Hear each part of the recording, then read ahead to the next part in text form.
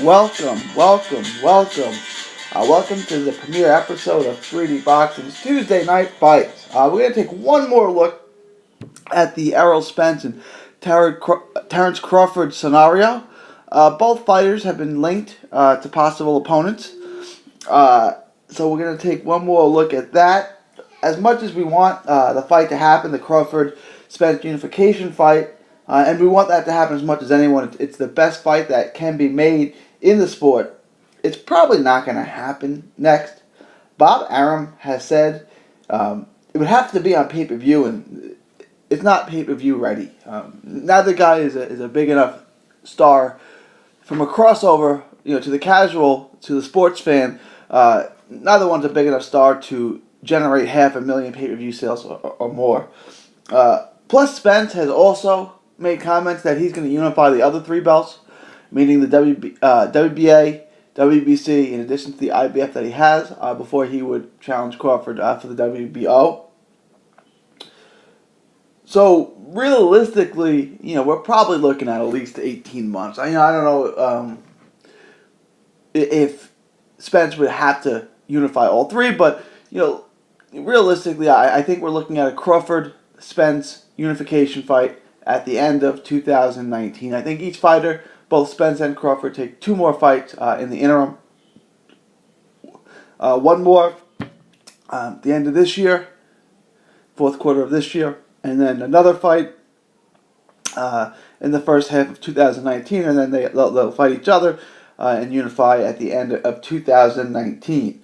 Most of the good options in the welterweight division on Errol Spence's side. All the other champions, whether that be the winner of Danny Garcia and Showtime Sean Porter, who will fight for the vacant WBC title in August, or Keith Thurman, Jesse Vargas, Adrian Berto, all those guys are all on the Al Heyman side. They all fight on Showtime, so it's going to be easier for Spence to land those fights, to be completely honest with you, than it would be for Terence Bud Crawford. Amir Khan has been linked to Terence Crawford. Let's start with that fight. That fight has gotten a lot of criticism, a lot of skeptics, a lot of haters out on that one. They don't love the way that Canelo lost. They don't like the way that Khan lost to Canelo Alvarez. Getting knocked out in the way that he did. Khan's chin is always questionable. It's not questionable. It's the butt of a joke. But he got knocked out by Canelo Alvarez, right? He got knocked out by a full-fledged middleweight. Not just a middleweight. He got knocked out by a middleweight on steroids. So, honestly, getting knocked out like that in a fight that you were winning every round prior to being knocked out, I know the scorecards were something different, but as spectators, Khan was winning that fight. He was winning pretty much all the rounds. I had him winning every round prior to being knocked out. So being knocked out by a roided up middleweight when you're a welterweight, it's not the end of the world. It's going to take something out of you. It's going to take a piece out of a fighter. You don't get knocked out like that and come back full. But, he's fighting a guy who he should have never been in the ring with in the first place, and we're not going to hold that against him. But Khan is a highly skilled fighter. Khan's been in the ring with everyone. He's got wins over Marco Antonio Barrera, prime Paulie Malignaggi at 140, where Malignaggi was really skilled. He's got wins over Zab Judah, 6-time world champion. He's got wins over Devin Alexander, Luis Collazo. He's got, and of course, Marcos Maidana, who beat Broner and gave Floyd all the trouble in the world. Khan dominated him for most of the fight. I know that Maidana came back, knocked him down, Khan knocked Maidana down. Maidana came back late in the fight and almost stopped Khan, but Khan held on, and Khan won most of the rounds in that fight. Like I said, Khan's been in the ring with everyone, and he's never been outboxed by anyone. There's never been a fighter who went in the ring with Khan and outboxed him round in, round out. Not at 140, not at 147, not against Canelo Alvarez. He is lightning fast. He's probably has the fastest hand speed of anyone in the welterweight division. He's very defensively responsible. He keeps his hands up to protect that glass jaw of his. He jabs really well. He does a lot of things really well. He's a very difficult guy to win rounds against. We're not picking him to beat Crawford. We think Crawford is the best fighter in the world. So, we wouldn't pick anyone to beat Bud Crawford at 147. But Khan can make this thing a fight. Khan is a highly skilled fighter. In addition, it would be a big payday for Bud. Bud made $3 million for the Jeff Horn fight, which is a good payday. It is, but it isn't. Again, when you think that, okay, Terence Crawford is the best fighter in the world. Let's just call it like it is. $3 million is a lot of money, but it's not for the best fighter in the world. Not when you compare it to what guys like Floyd Mayweather and Manny Pacquiao and Oscar De La Hoya and Mike Tyson and Lennox Lewis have made, right, when they were considered the best fighter in the world. Terence Crawford should be earning that type of money, except he's not that kind of draw yet. $3 million was the biggest payday of his career. We believe a Khan fight would generate more money than that for him. Khan is a massive draw. He's a bigger draw than Bud. He's a bigger draw than Spence, Danny Garcia, Adrian Broner, anyone like that. They could do the fight in the UK. They could draw 70,000 fans. It would be on the pay-per-view in the UK. Here it would be on ESPN. He could probably get a $5 million payday out of the fight. So if you're a Terence Crawford fan, if you like Bud Crawford, you should want him to take this fight. It's an entertaining fight. It's a good fight. And he's going to make a career-high purse. And again, we're not picking Khan. We would pick Terence Crawford in that fight, but Khan could keep it competitive. We're so used to seeing Crawford win every single round. I can't even remember the last time Crawford lost more than a round or two in any particular fight. That would be the case with Khan. Khan would win rounds against him. We think that Crawford would eventually break him down and probably get a knockout, say around round 10. But Khan's got the skills to give him trouble. I mean, Crawford's the perfect fighter. Two-fisted fighter, excellent speed, excellent athleticism, still really strong at 147, carries a lot of power at 147. We saw that with Jeff Horn. Excellent body attack. I mean, there's nothing not to like about him. He'd eventually wear Khan down. He's a better fighter than Khan, but he's a better fighter than everyone. But it would be competitive while it lasted, which we would expect it to last quite some time. So we're endorsing that fight. We love that fight. That Amir Khan challenging Terence Crawford for the WBO. That fight's got our blessing. So let's move on to our boy, Errol the Truth Spence. And he's basically going to have two different options. Okay? The first option would be Jesse Vargas, who is a pretty good fighter, good hand speed, throws a lot of punches, doesn't have a ton of power. It's going to make you work. He owns a win over Saddam Ali, which is the better win, the best win of of either fighter of these two options that we're going to present you. So, and then he's coming off the draw with AB, a fight that most people, including us, thought he won. 3D boxing, we scored it for Jesse Vargas. Very, very close. We're fine with it being a draw or even going to Broner, but we did score it for Vargas. He's a good fighter. He's really at a B-plus level. He's twice fought A-plus fighters in Tim Bradley and Manny Pacquiao.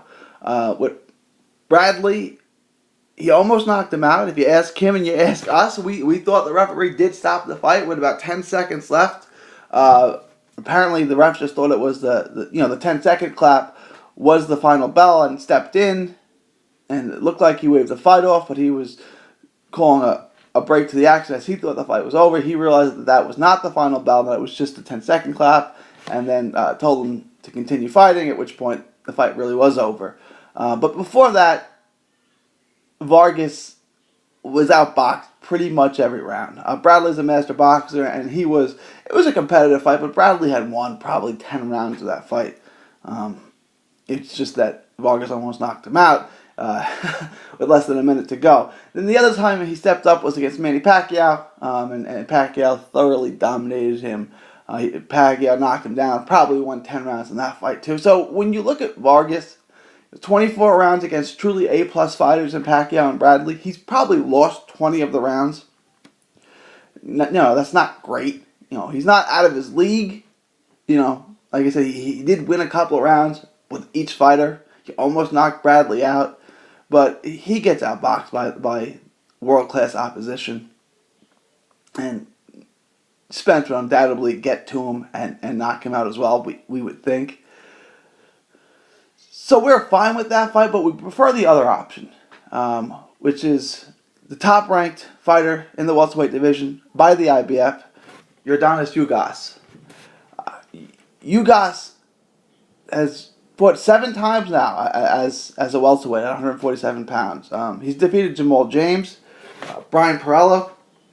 He's beaten Sugar Ray Robinson. He's beaten Ray Robinson, and he's beaten Thomas Doarme. 4 big names, 4 credible names right there that he's beaten at 147. He's in total fought 7 times, 3 times against lesser competition. He's 7-0 with 4 knockouts. He recently fought on the Errol Spence undercard, a lesser-known fighter, a very mediocre record, just to put him in front of the fans as a possible next opponent for Errol Spence.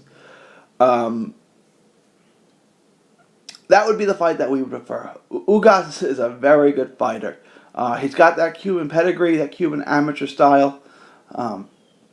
He can fight both right-handed and out of a southpaw stance. He throws punches from a litany of different angles, and he can also come in conventionally with the with jab right-hand combinations. He does a lot of things really well. He's got good speed. He's pretty difficult to hit. He goes to the body really well. He's going to give you a lot of awkward angles, a lot of awkward punches. He can keep you guessing. He can make Errol Spence uncomfortable. He can win rounds with Errol Spence. Again, we're not going to pick him to beat Errol Spence. Okay? We wouldn't pick anyone in the welterweight division, with the possible exception of Terence Crawford, to beat Errol Spence. That's not what we're talking about. We wouldn't pick Vargas to beat him. We wouldn't pick anyone to beat Spence, with the exception of possibly Terence Crawford. But you guys can make it a fight. You guys can make it a challenge. It doesn't have the appeal. He doesn't carry a big name, but he's a good fighter. And you guys, like I said, 7-0 since moving up to 147, 4 knockouts. He's earned a chance to fight for a world title. He's got 4 quality wins over 4 quality opponents. Again, we don't think he's going to beat Spence, but he's earned the opportunity to fight him, and it wouldn't be easy work. He's not going to roll through Ugas. Ugas he'd win some rounds, and he'd carry this thing in probably the mid rounds, late rounds, and Spence would probably take him out there. But we're not going to get into an official prediction or anything with that. But we're fine with either fight. Vargas would be a bigger money fight for him. He could probably do it in Texas. They sold 12,000 seats when he fought Ocampo, who was completely unknown. If he fought Vargas, who would have a fan base with the Mexican-American fans in Texas, they could. I don't know if they could sell AT&T Stadium, where the Cowboys play, Jerry World. They could sell out American Airlines Center, where the Mavericks play. Basketball arena holds 19,000. That fight would have a lot more juice. A fight with Jesse Vargas would have a lot more juice than Carlos Ocampo, who no one's ever heard of. And then the performance that Spence put on in destroying Ocampo would people want to see him again. And Jesse Vargas is a real challenge. So we're fine with that fight. We would just prefer the Ugas fight. We think Ugas can keep him uncomfortable, make him guess, give him different looks, give him different angles. He's fundamentally good. He's got a good pedigree, Olympic medalist, everything like that. He could make that fight a real challenge. It would be a real interesting fight. So those are the 2 fights that have our blessings. The first one would be Crawford versus Khan. We think for the WBO title in the UK. And then we would love to see Spence versus Ugas for the IBF. Ugas is going to be the mandatory at some point. If Spence fought him now, he could clear off his mandatories for a while, get the IBF off his back. The IBF loves to strip people, as we just saw with Gennady Golovkin. They also stripped Ryan Burnett, I believe. They will take your belt if you don't defend it. So he just beat Ocampo, who was a mandatory, and now if you fight Ugas, beat him, that would have the other number 1 challenger in the division off his back, and hopefully they would not make him take any mandatories for a while, and he could go through the division and try to unify, with the winner of Garcia and Porter, He can fight Keith Thurman if Keith Thurman ever gets off of his maternity leave. That's kept him on the sideline now for a year and a half. And then eventually with Terence Crawford. But that's what we have now. Those are the 2 fights that we're promoting. Those are the 2 fights that we want. Let us know what you think.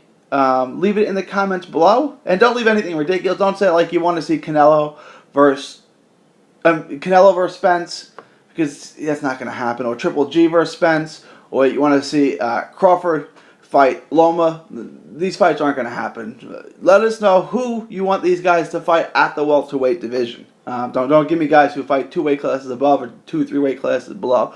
Let us know in the comments if you like these fights or who you would rather see them fight. We like the Crawford fight. We like the Ugas Spence fight. We're okay with the Vargas fight too, but we'd rather the Ugas fight. We're also 3dboxingblog.com is also going to create a list of the top 10 welterweights and break them all down for you, so you can take a look at that. That will be live tomorrow. We're going to give you a list of the top 10 welterweights in our opinion and break them all down. Keith Thurman, one time the WBA champion, will not be on the list because he's been inactive for a year and a half. This is only for active fighters. So if Keith Thurman ever gets back from his maternity leave, if he is ever done playing his flute in Japan and feels like lacing him up again and getting back in the ring, we'll reassess him and put him back on the list for sure because he's a tremendously skilled fighter. But as long as he's out on his maternity leave, we're going to leave him off the list. Let us know what you think. Let me know what you think of that list. That's at 3dboxingblog.com. 3dboxingblog.com.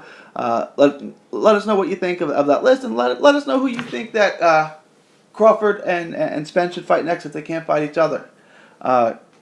This is 3D Boxing signing off for Tuesday Night Fights. Remember to like and subscribe. Thank you, and God bless. Enjoy 3D Boxing vlog videos? Show us some love by clicking the like button. Don't miss a tweet, post, story, or video. 3dboxingblog.com is also on Facebook, Twitter, and Instagram. Hit the subscribe button now to stay inside the ring.